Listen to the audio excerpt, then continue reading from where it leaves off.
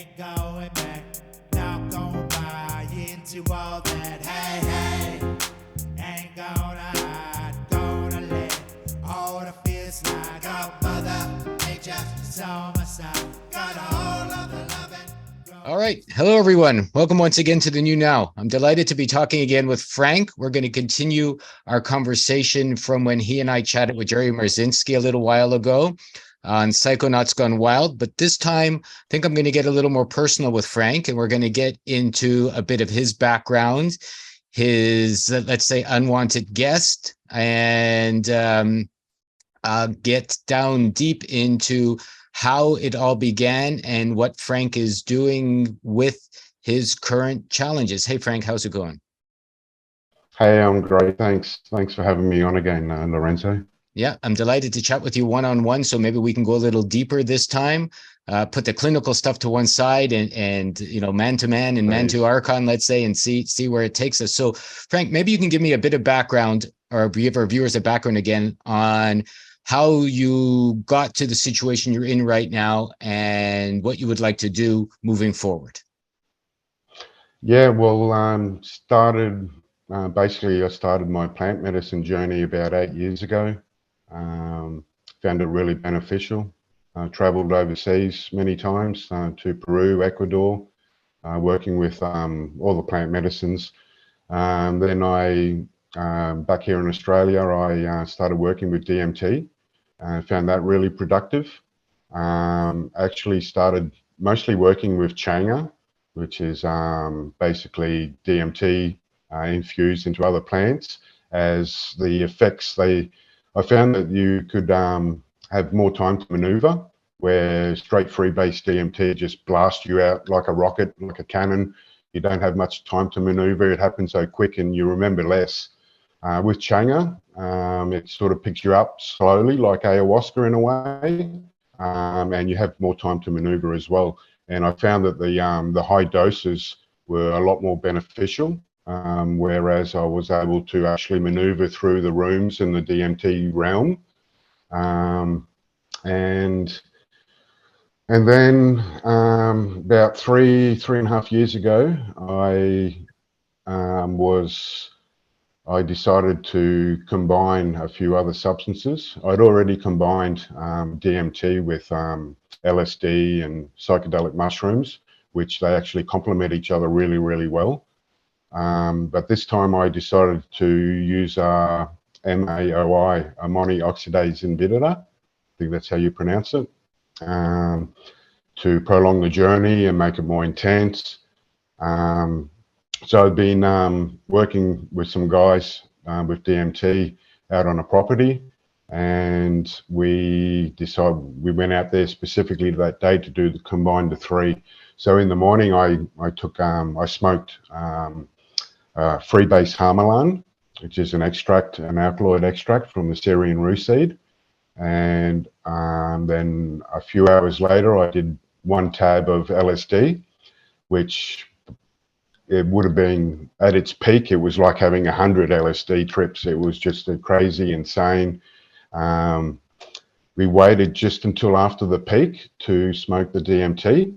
And when I did, as I was holding it in, as you do, I blacked out. And when I came to, half my body was paralyzed vertically. And I was coherent enough, but I was sort of paralyzed in a way. I was coherent enough to think to myself, I've smoked DMT, it's okay, it'll wear off in a minute. And just after I said that, an energy grabbed my arms, lifted me off the chair, and my eyes reacted. I opened my eyes, and my first reaction was I yelled out aloud, what are you doing? Because I saw these two beings, to describe them, humanoid shape, made of blue light. And they were in the background of two different beings. Two beings, yeah, quite distinctive, two beings. And they were actually in the background of what was surrounding me, which was very mechanical. It was not part of the DMT construct, definitely not. Very independent, and it how can I say, having a little bit of a overload of information. Yeah, so it was more this machine that was around me was really mechanical, and it was like I was in a futuristic hospital. My body was stretching out, and I could see the parts as it went over my body. I could see my body reacting to it, and I could feel it. And this went on for a while. And at one point, my neck turned to one side, and I felt a huge impression in my neck, like I've been injected with something. And this went on for a while, and then I managed to sit down. I was sitting down, and my body parts were moving around everywhere, and I was telling the guys, "This isn't me. Hey, this is not me." And this went on for a while, and at one point, the energy just stopped, and my hands dropped to my lap, and I said out aloud, "Well, what now?" And my arm reacted. It lifted up. It reacted. It responded. And this is where I knew in my head, or I thought in my head, I've made contact with something. There's something inside me, you know. And so we worked out a way to get answers from it, lifting my arm up for yes and down for no. Was it one of the two beings that you originally saw that entered your body, do you think, or were something different?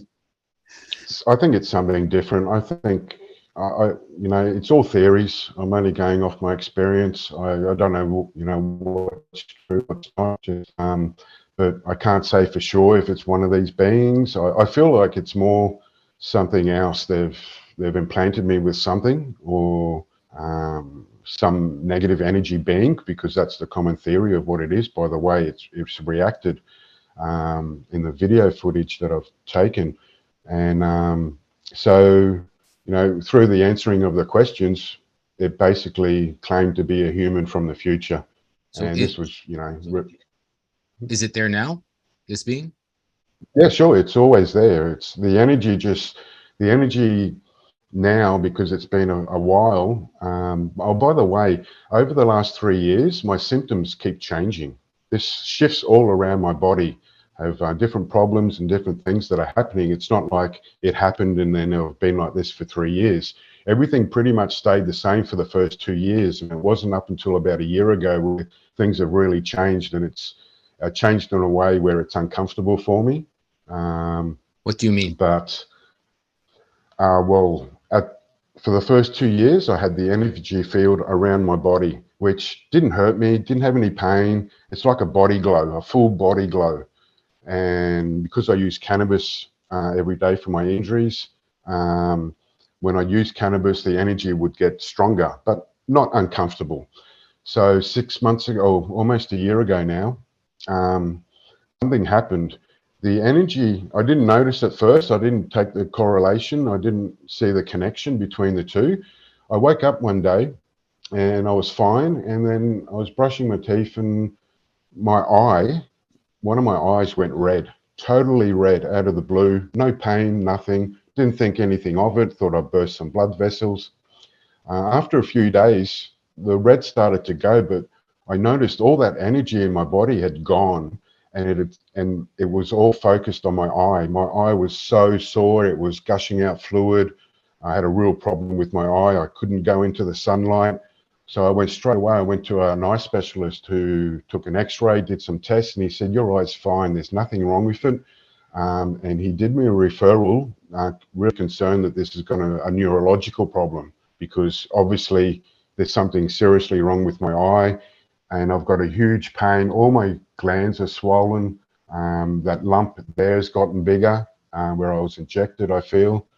So I went and did an MRI and a CAT scan on my brain, and they said there's nothing, you're fine. This is when I knew that it was to do with this entity or this energy. And then my eye got better, but the energy seems to be around this side of my face, going down. Still to this day, it's all swollen. Under my arm is so after the MRI and the head scans, my shoulder, the energy is hitting my shoulder really bad. And so I went and had an ultrasound, and they said they've never seen anything like this. It's full of inflammation. You've got swelling, inflammation all through. How did you do this? And, I just said, "Oh, look, I had an accident 20 years ago." And they said, "But you couldn't be like this for the last 20 years. And I said, "No, well, it's just sort of, swelling up now. I don't know why, And so that was really, they were amazed I could even move my arm out sideways. It was that bad. So And also around my heart, around the side, just really painful. Just like all my glands are. So obviously my glands are reacting to something. You know, this is what glands do. But it's a reaction from your body. But all the tests I've done, everything, the doctors say I'm fine. There's nothing. Yes, there is swelling. Yes, there is inflammation. Yes, there is your glands. You know, they can see it. You can feel it physically, but they don't know what's going on. I do. Well, let me ask you this, since you do, like, what's it like, you know, now that you know, or you feel you have an entity living inside you? What's that experience, besides the physical manifestations you just mentioned? What's that like for you? Yeah. On a day-to-day Every basis? day's yeah, every day is an adventure. Every day is an adventure. You know, one day you know, I can't even turn my head to the side. It's that bad. Another day, my shoulders, you know, gone. It's mentally exhausting. How so? I'm Like strong. how so mentally Yeah, exhausting? Does it talk to you daily? Does it interact with you? no, You know, like, no, no. It doesn't interact. It doesn't talk. Like the only way I can know it's there is, you know, some negative thoughts that I get that I know that aren't mine. I know this, and the energy around my body, not like originally where it was that strong, where it would move around, move my body parts, but just the fact that I know what's going on. I can't talk to anyone about it. I've tried before in the past, which is a big mistake. I told a lot of people that I shouldn't have, that I thought would understand. So mentally, you know, the actual, it's more the symptoms. It's the actual being isn't doing anything to me, you know, that I can, you know, that's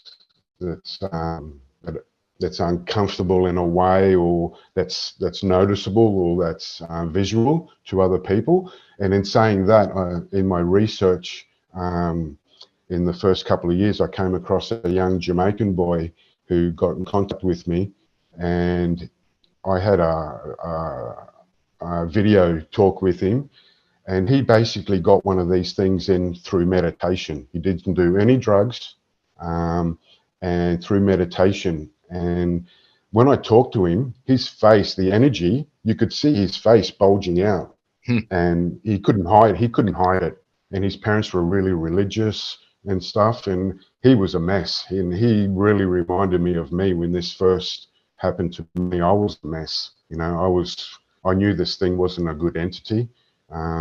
This is how I believe that, you know, any change of consciousness can put you into a negative realm, maybe. This is all theorizing, because all, you know, what we think about psychedelics and what we know about them, and these are all, you know, they're just beliefs. They're beliefs. They're not facts. They're not proven things. It's like a lot of, you know, different religions and belief systems.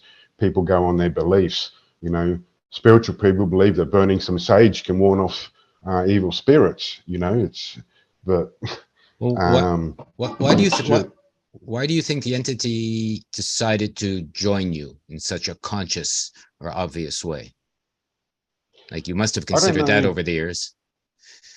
Yeah, I think, you know, obviously it's got to do with the substances I did, and what I did to my consciousness. And, you know, I feel like if it didn't jump into me on purpose, it got into me by accident, because of the way originally when it went crazy, the way it was looking around and at its new surroundings, it was like it was surprised, like where the F am I, you know, what am I doing here? And so I have no idea, but obviously it's to do with what I did. It's the only thing, you know, that I can think of. There's a chance that this thing might have been in me a long time ago and dormant, and through what I did, it's brought it out, you know, because it did stay in me. After that first night when it entered me, I woke up the next day and I was clean. I was fine for a week, you know. I really believe that I just had to make I'd have to smoke DMT to make contact, but I went through that whole week with it in me, not knowing, and the following week I decided to try and make contact again, and the same thing happened in a way. I actually smoked DMT and nothing happened, and I was really surprised, which, and then I smoked some more, and then nothing happened again, and then I saw a light energy being, something mechanical, different colors to the first time. The first one was more blues and greens. This one was red and black, and not part of the DMT construct, because that's all there was. It was very mechanical. I was talking to a friend, explaining to him what I'm looking at. Then after about 10-15 minutes or so, I saw it mechanically move across behind me, and then I felt a huge wave of energy enter my arm, and there it is. It's back again. You talk to it? Same thing. Yeah, sure. We questioned it, gave it the same questions. What were the questions, if you don't mind my answer and the answers? Yeah, sure. Again, we're asking about the universe. Is this place, was this place, who built the pyramids? Is the God from the Bible the person who created this universe, or another entity? The big picture questions, because that's what I've been doing. I've been a critical thinker for about 10 years or more, researching, asking bigger, the big questions. Did you get answers when you asked these big questions of the entity? Yeah, sure. But the answers, again, I would ask the same question, twice, say 5 minutes apart, and it would give me a different answer. So it's almost as if it's just telling me anything, or maybe what I want to hear, or what it thinks I want to hear. Right. And yeah, that's what it seems like to me, even to this day. When I do alter consciousness, in a way where the energy picks up, it's, it's the same. I say, "Are you Satan?" And it would say, "No." I would say, "Are you the son of Satan?" And it would say, "Yes." And then 5 minutes later, I'd say, "Are you Satan?" And it would say, "Yes." And then I'd say, "Do you know who Satan is?" And it would hesitate. Sometimes when it's unsure what to answer, it would hesitate. And then when it does give me an answer, it would answer slowly, like slowly give me the yes sign, instead of doing it really quick, So you just get yes and no answers? Do you just get yes and no answers, or do you get any more detail? Yeah. Do you get detailed? Just yes and no? No, I have, put a pen in my hand and tried to get it to write. It can't. I've put a Scrabble board out there trying to get it to write, to give me its name or something. It won't. And because it actually tried, it picked up the pieces and started making words, but Right. the words weren't words. They were just nothing. And then I joked and laughed at it and said, "You can't spell like this." And it sort of, I could tell it was angry. It got my arm, and with the energy just shifted to my arm and just threw all the pieces off the Scrabble board, like it was mad. Well, can we talk to it now? Is that possible? Yes. Ask it some questions. What do you think? Yeah, sure. Just as you said that, it's giving me the answer to no. Like, it's like, no, it's looking at me. "Do you want to be talked to?" Okay, now it says yes. Now it says yes. There you All go. right. If it moves, yeah, hang on, I'll just do this. All right. All right. Interview with an if archon. It goes yeah, so if it goes this way towards my face, that's no. And if it goes like that, that's yes. All right. Well, let's say first off, is it an archon, as we would think of as an archon? An entity from a different dimension kind of hanging out in your body, let's say. Straight away, really fast, it's gone no. No. You can see how my hand's facing towards my face. Right. Okay. So what would it consider itself? Do we have to stick with yes and no answers? Yeah, it's the only way. It can't speak, obviously. If I was to do DMT, like really alter my consciousness, and I would, in my head, like speak, it would try and speak. It would, like Right. it does in the videos, but it just can't, obviously can't use my vocal cords or whatever, but it can try and, make, and it just ends up making growling sounds or rah, rah, rah, rah, rah, or it's...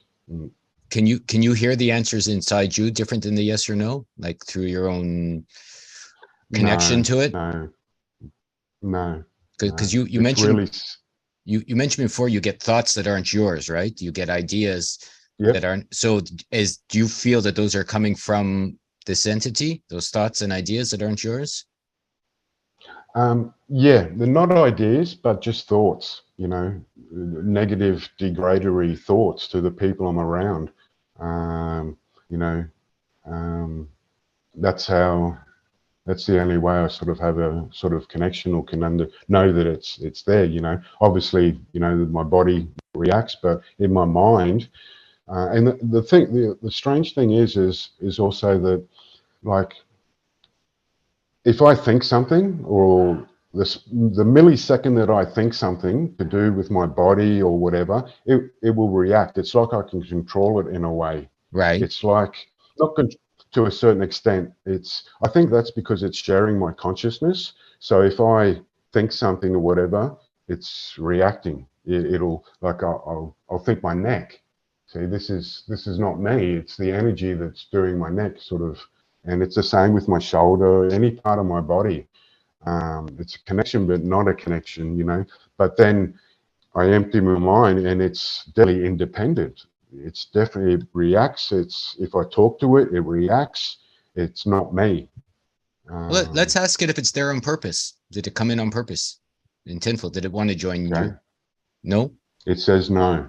No. Came in by Let's accident. ask it the same question. Let's ask it the same question in a few minutes. Okay. Is it enjoying living with Frank? It says no. Would it like to leave? It says no. See, it's sort of giving you any old answer. Right. So then, I guess, as they say, Satan is the prince of lies, so it's going to lie all the time. So, do you tell me then, like, why you think it's decided to live with you? Why it's decided to? Yeah, or chosen, or got stuck. Why is it with you, do you think? Only because of the substances. I don't think it's picked me out specifically. It's where I took my consciousness. Obviously, where it is, and it happened. No matter who. I'm not alone, by the way. Through my research, there's plenty of people with these things inside them. They're just not reacting, like, don't have the same symptoms as me. Maybe because my because really went to an extreme. I didn't just do the normal 50 milligram or 100 milligram of DMT. It was probably like I did 10 times that. So this is why I know that there are other people with these things inside them, but they just haven't got the same symptoms. Why they do you have the same thoughts. Why do you think you're having this experience in your life? Going through the. No, that's how. Things. But why? Why do you think you're having this experience? I have no idea. There's a few things about me in my life that I've always, are different to other people, and I've always believed that I do have light energy beings of some sort looking after me or guiding me here, because I've been in situations in my life. I wasn't always a good person. I've done some very bad things when I was younger, and I felt that I should have died. I should have, this is a 1 in a million thing why I didn't, a few times. And there was I've always thought this, and I've believed this 100% since my journey to an ayahuasca retreat in Ecuador, where we had a San Pedro ceremony, and there's like 30 of us, and each one of us had to go up in front of the shaman, in front of everyone, and speak the truth. He would ask questions, and why are you here? What are your problems? And when you drink San Pedro in that sort of atmosphere, it's like a truth serum. You can't lie. And one young girl that was there from America, who was there because she sees light beings, she sees these entities, and she's been on medication like Xanax and everything to stop seeing these things. And she saw this as a curse, which actually it's a gift. And she got up and said, the first thing she said, she told everyone of her problem, how she sees these beings. And she pointed to me and she said, in front of everyone, she said, since I've been here, every time I see Frank, I see a light energy being following him. And this really blew me away. It confirmed my suspicions. So I do believe in good entities and negative ones as well. So, you know, and there's a couple of things in my life that, you know, I'll tell you that I'm not a religious person at all. My family's not religious, but I was born to Jewish parents, and I have really fanatical religious relatives in France. And when I visited them like 15 years ago, I didn't know the importance of it in the religion, but I was born with a condition called apostia, which is very rare. I was born without a foreskin. And if you were to, Wikipedia have actually changed the definition and stuff, but just Google famous people with apostia. And this is spelled A-P-O-S-T-H-I-A. And in the religion, it's supposed to be a blessing from God. You're supposed to be, you know, really blessed and everything. And, well, you know, I just took it like a grain of salt. I'm not religious. But after everything I've been through and the light energy being and a few other things, I really, maybe, you know, there is some sort of truth to it, or maybe there is some sort of reason for it. You know, I don't claim to be anyone special or anything. I don't want to be. So this is in the back of my head, you know, this sort of thing. Well, let's go back to when you went with the shaman and the lady saw you. When you were asked that question, why are you there? What are your problems? What did you answer? The shaman? No, when you said he asked everyone, why are they there and what are their problems? Yep. My answer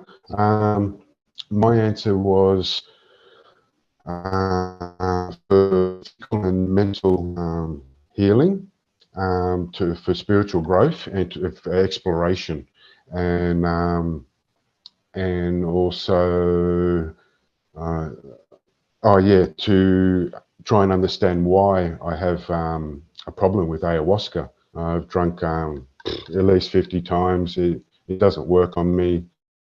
I stay straight. I drink doubles, triples, quadruple doses. I stay straight. Shamans say there's a reason for this. It's very rare. And yeah, because I spent a lot of money trying to, you know, traveling to Peru a lot of times, trying to get this experience and get this healing. I experienced it once. And healing for what? Healing for what?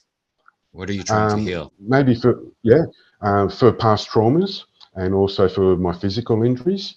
So healing and exploration, and not to get high, but for that experience, really. You know, I'm a researcher, you know, looking for answers as well. But for a multitude of things, as we know, ayahuasca, they're all healing clinics. No one's ever died from it. It can't kill you. Sure, people have died at retreat centers and that before, but it's not been from the medicine. It's been from other things.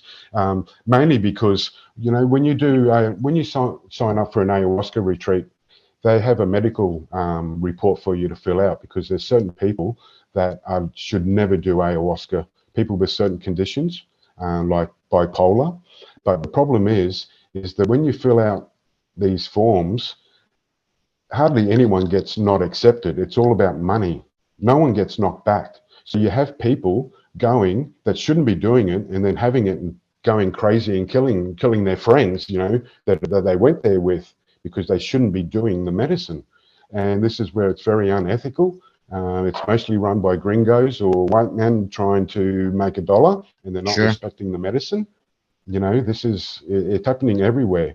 The scene is out of control. It really breaks my heart to see, you know, all these people using these substances that aren't being told the truth. It's no different to Big Pharma, to the mainstream media telling the truth, or the other side of it. You know, it's no different. The people aren't being informed of the risk. And the crazy part is, you go to Peru, you have tourists that never even heard of ayahuasca and these substances, know nothing about it. They go to a tourist shop, and there's a sign at the front like swim with the dolphins, visit the animals, all these things. And then they have ayahuasca ceremony. And then, you know, what's ayahuasca? And they get told, and they make it sound really exciting. And sure, that night let's go and do it. And they do it with their friends. They've done no diet, no proper diet.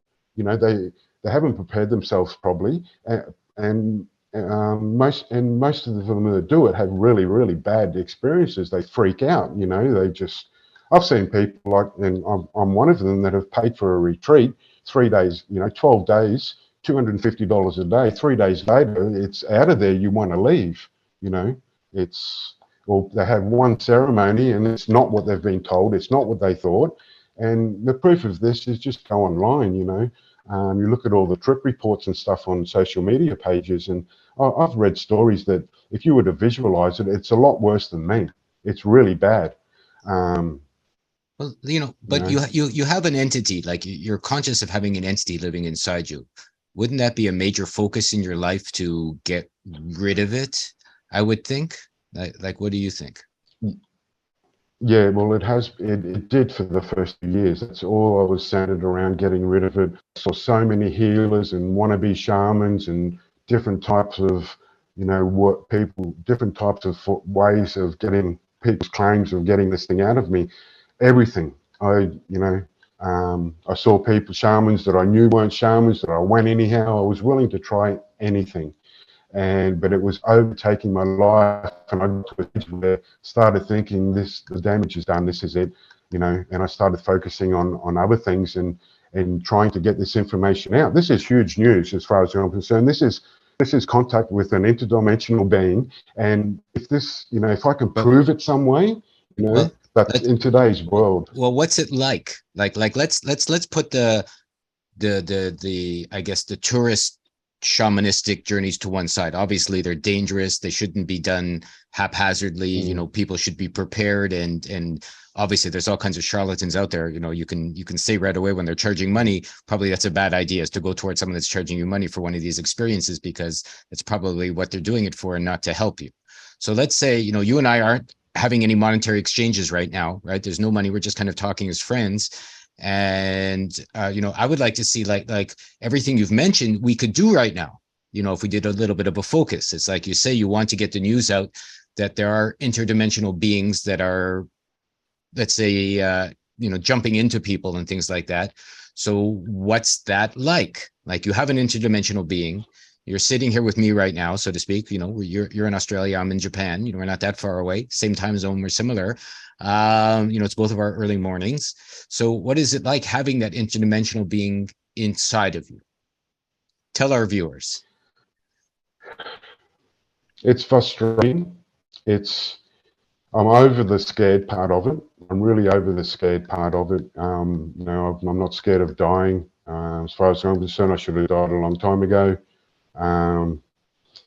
What's it like? What's it like? What if you were going to guess why it's happening, if you were going to guess what you're learning from it, if you were going to guess what you can share with people from it, if you were going to guess that you should have been dead, and I know this is a whole bunch of questions, but you're not, so you're still here and you're having this experience. Maybe this is an opportunity to finally, share in a coherent, simple, and maybe intelligent fashion with some viewers. I'd like to see millions of people see this interview, interview with an archon, or interview with an interdimensional being, whatever we want to call it. What part of that, if you had an opportunity, which you do now, to share with the world, would you share? Question. There's so many answers.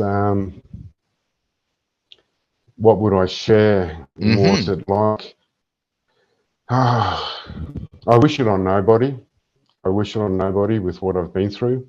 Now, it's been so long that it's almost as if it's like it's not in me, in my mind. I live my life the way I can. It doesn't disrupt me too much. And again, I'm over the scared side of it, but what is it like? It's not exciting. It's frustrating that I can't get anyone to believe me. I believe you, but I'm saying we're sitting here. I believe you. Yeah, it's frustrating that people judge me to have some sort of mental issue, especially from the people spiritual community that do these medicines and stuff. It's almost as if they all of a sudden, when they come across my case, it's almost as if they all of a sudden they don't believe in entities and it's a mental problem.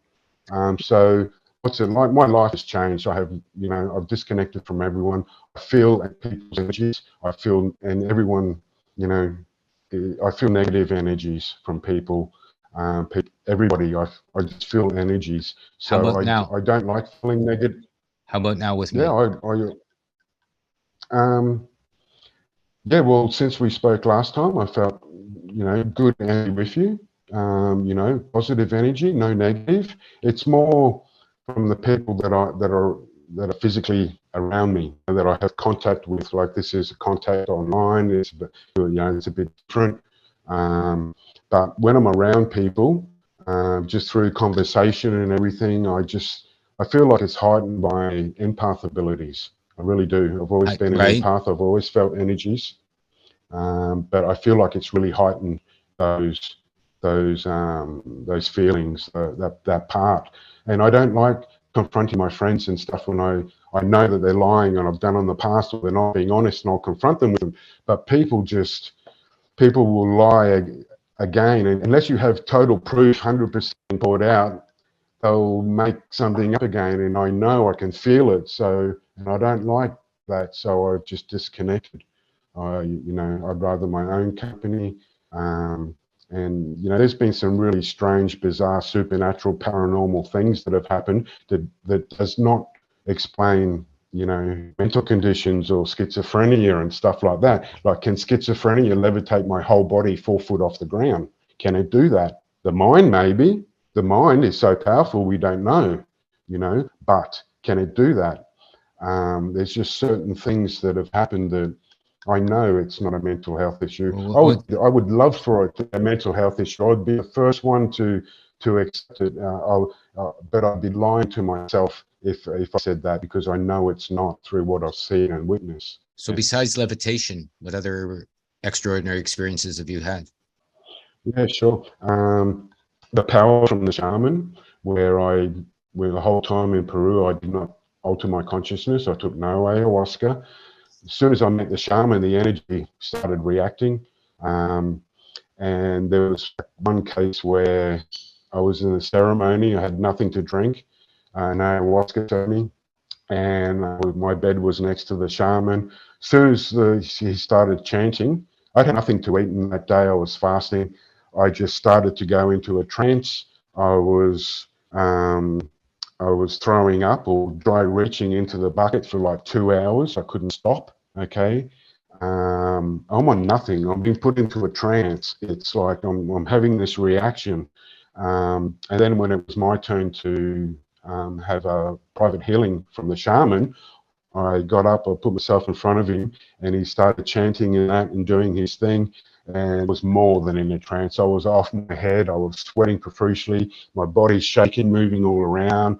And then towards the end, the way he whooshed, he was doing his thing, and it was like he grabbed the entity. I physically saw light, a being, a light. And as he, with his hands, as he sort of shooted away like this, I saw something jump out, like just a light thing leave. And at that moment, my body just, I felt something leave me. I felt my body just collapsed. I had no energy, nothing. I had to roll back to my bed. And, I woke up the next day, I felt clean, because, they thought I had more than one of these things inside me. And they were like getting one out every day. And when it came to, when they told me they got the last one out, and I was just feeling some residual energy, I thought, okay. They had me go and do with the group, some breath work, releasing natural DMT. And when I did this, the energy picked up and I could feel the glow around my body. I knew that, I still had one inside me. They rushed off, got the shaman. He tied my legs down, my back down, so I wasn't levitating. And I was a mess then. I relieved that it worked for a day or so, that I was clean, and that was when I knew that it hadn't. And then the energy obviously went down again when I came down from the DMT breath work. And just, also when it first came to me, the next day, the energy was really, really strong, or still strong. I had to calm my nerves. I didn't realize how I changed my consciousness and the strength of it. I smoked some cannabis to calm my nerves. The energy was strong. It put me up off the bed, through, I was pinned to the wall, and I started moving on toes. But I think if it was strong enough, would have, it'd fly me around the room or whatever. But I knew that this this energy is real. It's not in my mind. It cannot be, up on my tippy toes up against the wall. Like, I just can't. There's just physical things that's happened that impossible. It's just how So I know that, how long ago did you it's have not this healing where all the entities were thrown out, but they weren't? That was in 2019, June, July, and I went to Peru to What was get the Maori. you're breaking up again? What year was that? Uh, 2019, June or January. June, July. What year? I think I was in Peru What year? in 2019. So 3 years ago. Yeah. 2019. Gotcha. Go. All right, we had a bit of a delay, but we're back to continue on our chats with Interview with an Archon and Frank, and a lot of the things we've done. So you can hear me all right now, Frank? Yeah, sure. Yeah. Oh, fine. perfect. It's great. So let me ask you a question then, something I've been meaning to get throughout this conversation. Yeah. Obviously you'd like to heal yourself and you'd like to, let's say, get this entity out, if I'm not mistaken. For sure, 100%. So are you willing to take, let's say, the sober route to do something like that, to drop all the drugs, all the smoking, all the everything, even though it might be very difficult and very painful, to see where that would take you over the next however long it would take to confront whatever it is that's bothering you? Yeah, I'm actually currently doing that. I've taken, the only substance I've taken is I've smoked cannabis once in the past 2 or 3 months. Oh, really? Yeah, it's really hard. I don't sleep at night because the cannabis, indica cannabis, helps me sleep. Makes my head tired and I can fall asleep. Of course. Without it, after being such a constant smoker for all these years, when you go without, anyone that smokes daily cannabis, they have one day without, they can't sleep. Well, I haven't, I just have the same problem every night. It's been a few months. But yeah, I'm currently doing that, trying some other ideas that I've had from people where they claim that they've gotten rid of them by praying to God, whichever God, to get rid of everything, personal effects that I gathered from overseas, from Peru, everything to do with my substances, my bong, my pipe, my vape, just everything. And including that was, the only thing I can't give up is tobacco. It's such a hard drug to give up. And I'm really proud of myself that I've lost this connection with the cannabis at the moment. I don't have the craving, although, again, the sleeping at night is just chaos. And I smoke cannabis sativa in the daytime and it would give me energy. It'd take all that tiredness away. It'd loosen and relax my muscles, my nerves. Nerve pain with my neck, with my herniated disc in my back. It helps with my shoulder, with the energy in my shoulder. So, but again, there's pros and cons to everything. And so, yeah, I'm actually doing no drugs, no substances. I gave up alcohol 8 years ago when I started preparing myself for my first ayahuasca journey. Oh, so I've never gone back. No cannabis at all or anything right now. That's interesting. So you're basically, except for smoking some tobacco, clean, so to speak. Yes. Oh, yes, interesting. Definitely. Yeah. I don't take anything from Big Pharma as well. I won't even take a Panadol, or, you know, I don't get sick or anything. I'm as clean as can be. I eat healthy. I've currently, the last month, I've eaten no meat. I've gone vegetarian, just fish. I'm, you know, looking after my body because I'm not getting any younger. I'm 53 and I've got some other physical problems, which, and speaking so, I believe that with my mind, this is some incredible stuff as well. I believe that with my mind, I can not fix myself or heal myself, but I can help my body with pain through my mind, through my mental work. And some of the injuries I have an enlarged prostate, and I had a kidney stone since I returned from Peru, because when I drank ayahuasca, I dry reached, I did a really heavy purge, and I didn't drink much water that day. And the next morning I couldn't pee. I had a kidney stone. And since then I've had an enlarged prostate where I really have to sit on the toilet for ages. You know, anyone with an enlarged prostate knows the symptoms. You pee a couple of drops, you've got to pee every 10 minutes. And this has been going on for about a year. And it wasn't up until about a month ago, I started concentrating with my mind in this energy to work like I do when I think of my back or my neck, and it goes to work on that. I've been starting to do that. I never thought of it before, but I've recently started to do with my mind, like sitting on the toilet and I picture it and I imagine like push through, make me pee, and it works. It does it. And it feels like I've pretty much cured or fixed my prostate problem. And this is the same with my hemorrhoid problem that I've had for quite a while, because I was overeating on cannabis with the munchies and everything, and I busted a hemorrhoid. And this was going on for a while. I tried all the creams and the suppositories and everything, and nothing was working. So when I worked out that I could pee better in that with my mind, with this energy, I started doing it, focusing and concentrating this when I'm sitting on the toilet trying to pass stool, and I'm able to do it. I'm able to do it. Do you mean you're using the entity's easy. energy or your own energy, or both? The entity's energy. The entity's energy. Because, like I said, I can think of any part of my body and it'll go like that.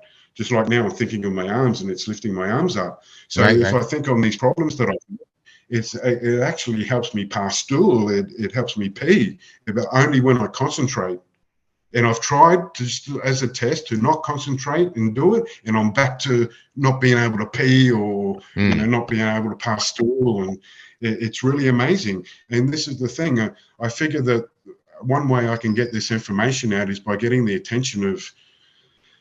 I know I'll never be able to prove I've got an entity from another dimension inside me, but what I can prove is that I can do things with my body, with my mind. My mind can react like Wim Hof, how he's changed medical science through breath work. And you know the story about Wim Hof, how he got injected with E. coli, and through meditation and releasing natural DMT, he was able to not get sick, and he actually changed medical history, science, but literature through this. And I believe I can do the same. It's similar with my mind. I really believe, and I know I could prove it in a way. I can also, at the moment, I can prove that there's things with my body's reacting, but the doctors can't tell me why. So there's sort of proof for me that, you know, this energy. And then when I do eventually come clean with the doctors and tell them what I've done and everything, they just go all cognitive dissonance on me and, you know, want to refer me to a psychiatrist. You know, they don't see a connection. Obviously, you know, I don't go into a doctor and bang, I've done this, you know, this. I just go in there telling them my symptoms, give them a chance first to work it out and what the problem. And when they can't, well, then I confront them with the story that I've got, you know. Right. But then they just think I'm crazy, and it's a psychological thing. So how are you using the entity? How are you using the entity to do this? We haven't really talked a lot about the entity itself in this conversation. My mind. It's all to do with the mind, consciousness. It's attached to my consciousness. It's my mind. I just think it. I think it, and it'll react to it. So let's just say it's not an entity. it could, we're only theorizing that the other possibility is that through the substances I did, somehow my body or my consciousness has created another entity or another Frank or something, and I'm able to connect. This is why I'm able to control it, or why it listens to me. Because to be honest, as you see how gruesome and evil it looks and sounds in the videos, it's never done that. It's never overpowered me and got angry like that ever since. Okay. Now, I was experimenting with DMT a few times, and the energy would pick up, and I felt that if I empty my thoughts and relax my muscles, it would try and go or react like it used to. But I don't do that. I can keep it in, and so it's controllable. So, this is another theory. I'm open to all theories, all possibilities, but it's just, I forget what I was going to say about the thing. It's just all really bizarre. So you think it just might be another side of you, perhaps? Well, that's possible. Not another side of me, but we have two brains, a right, left, and right. What's not to say it's we're born, we're created with a consciousness. What's not to say I created another consciousness?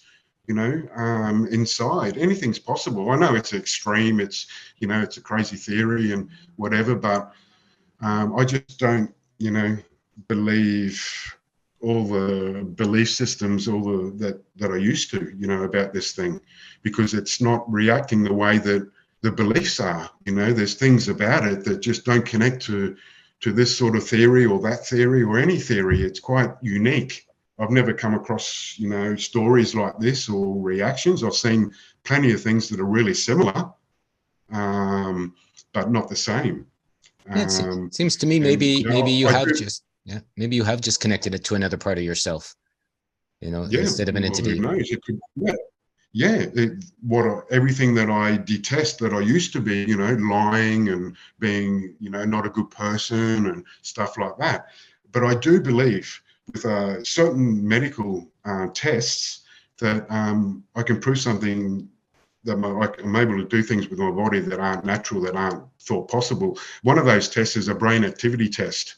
When you do a brain activity test, if you're moving a part of your body, they can see the neurons in your brain that are moving, that are working this. Now, I feel that if I was to use a substance and get the energy strong, I would say to it, right, keep moving my arm until I say stop. And it would be doing this motion really fast. That would get me to read a book or start talking about something else. I feel that there will be no neurons showing. This is my theory. The no neurons showing in the arm moving, and they will be saying, "Hey, what's going on here? He's moving his arms. There's no neurons flying." That's just one way. I have done, I think I mentioned this last time about the thermography test that showed I was covered with hypothermia and a thing that they called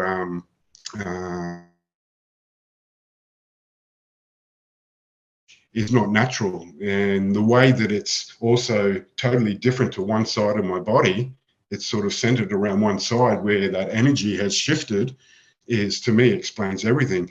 It's not, I don't believe it's the entity that's showing, but what it's showing is the reaction of my body, all the glands and everything and whatever else. Right. And the weird part, the strangest part is that the facial all around my scalp is showing readings that don't normally show up on a scalp.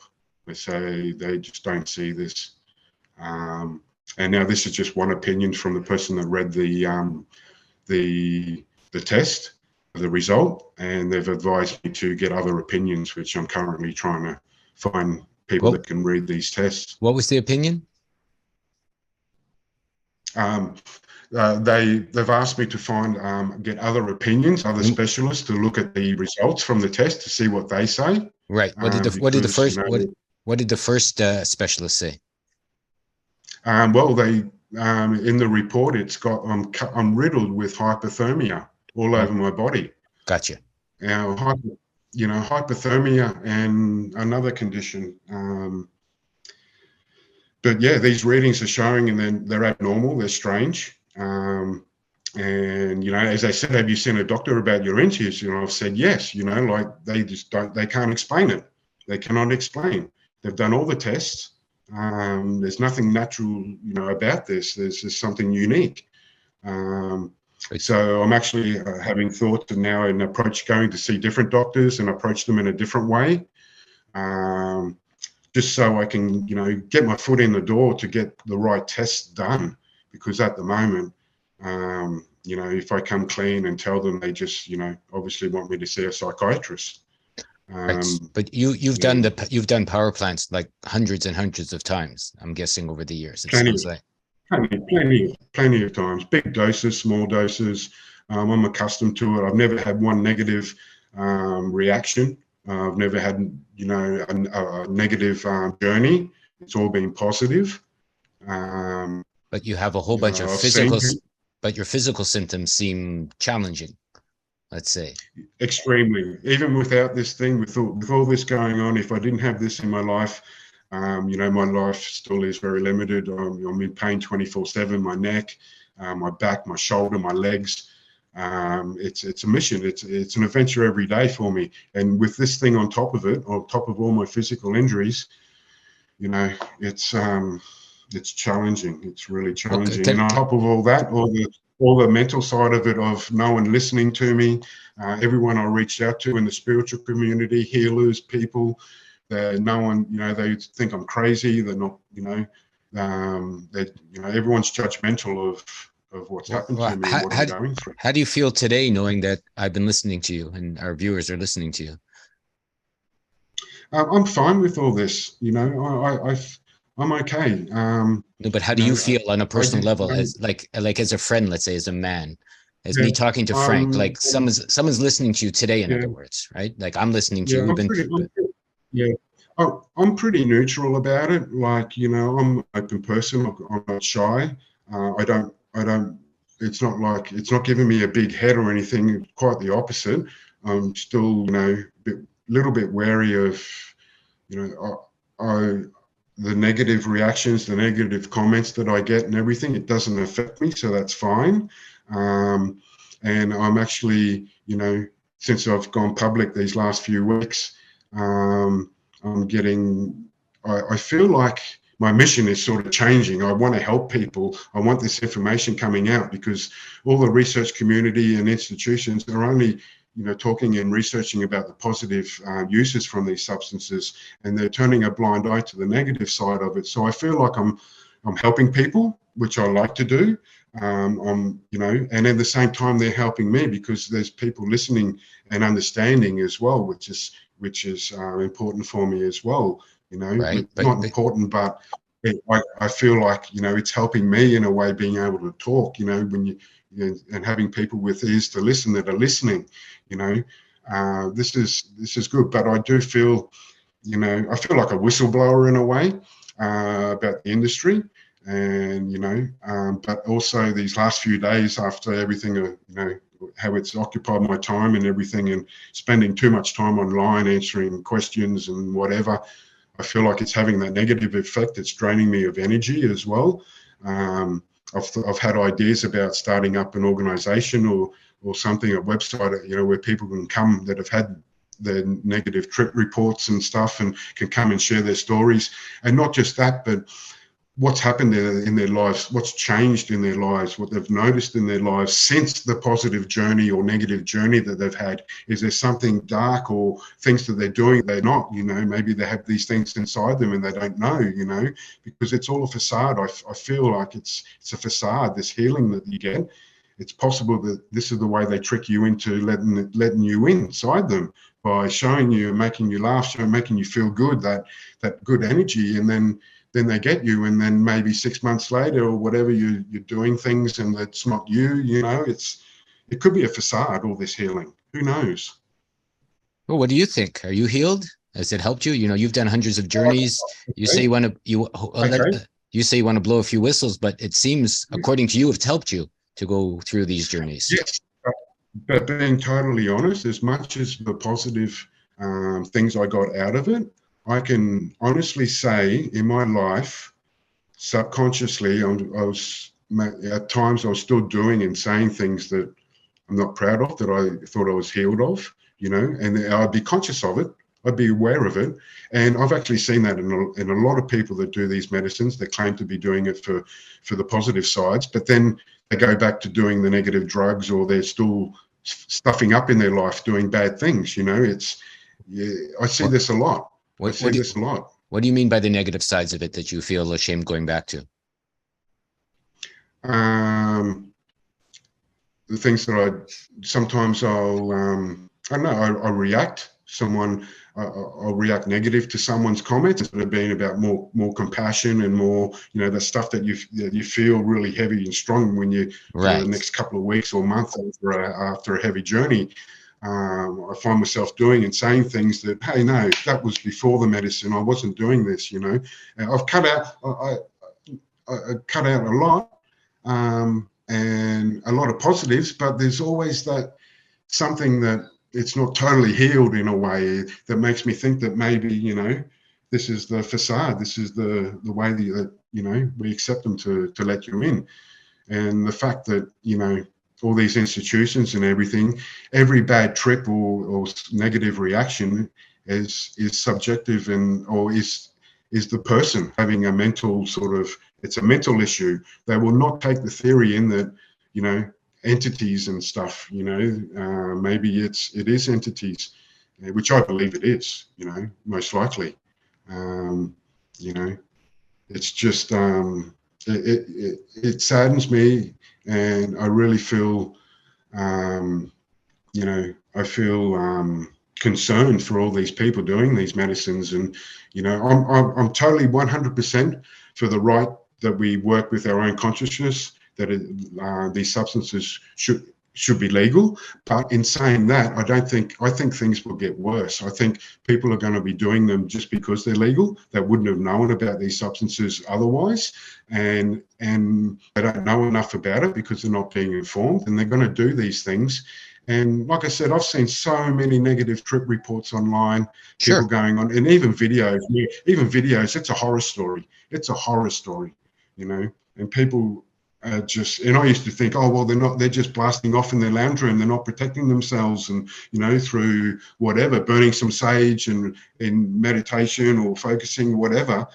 But I'm starting to think that's just all, just beliefs that aren't real.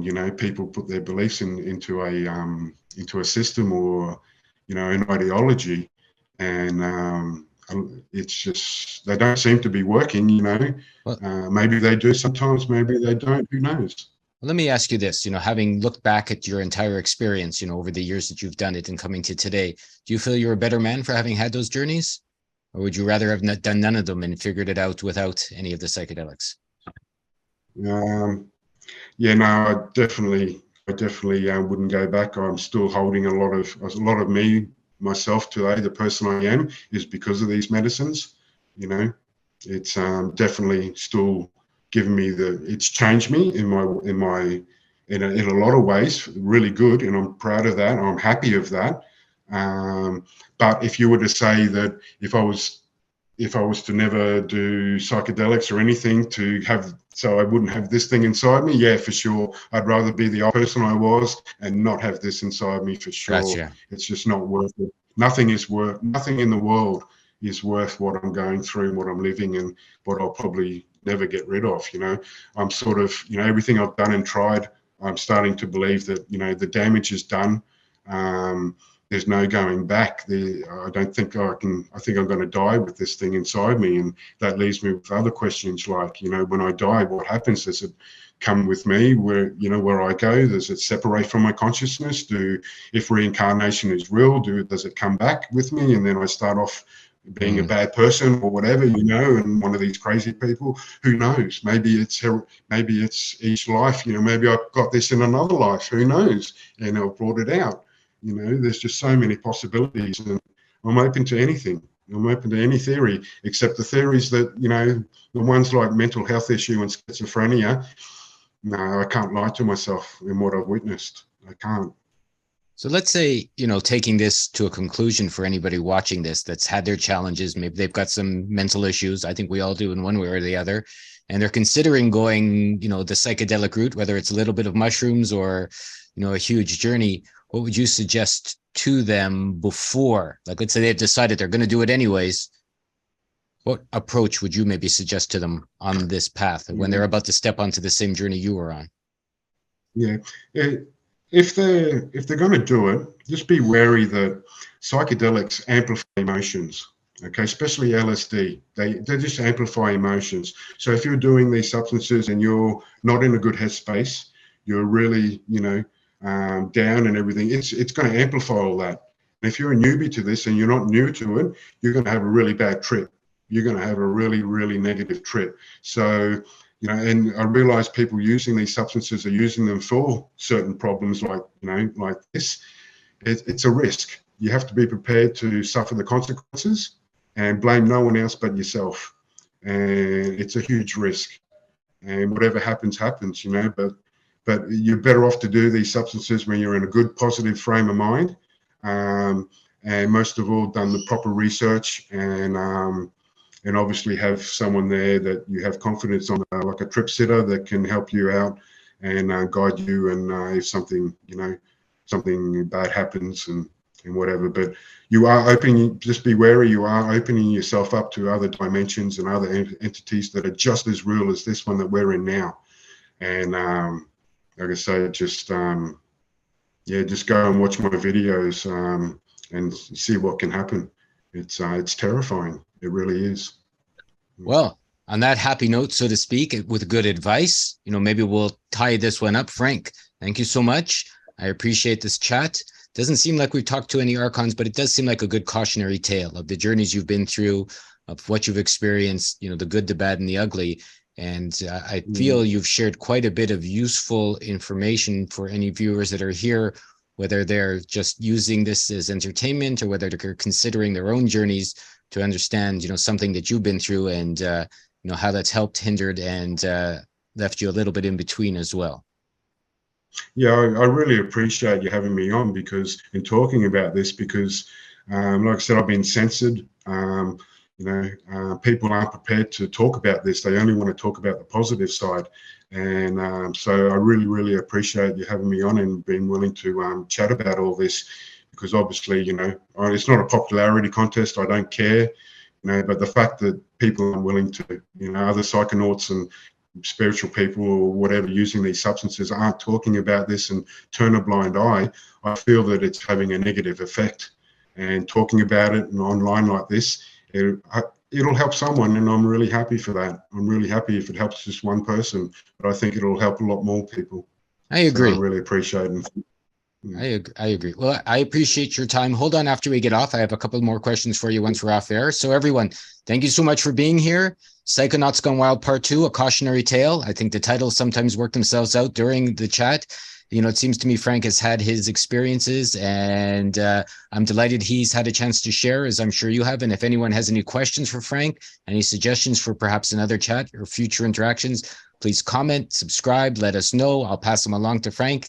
And, overall, I love you all very much, and I appreciate your time here. Frank, thank you so much for sharing and being honest. It's been a pleasure. Thanks again. Have a great day. Thanks. Made me lie to my heart. No one tells me where I should start. Freedom.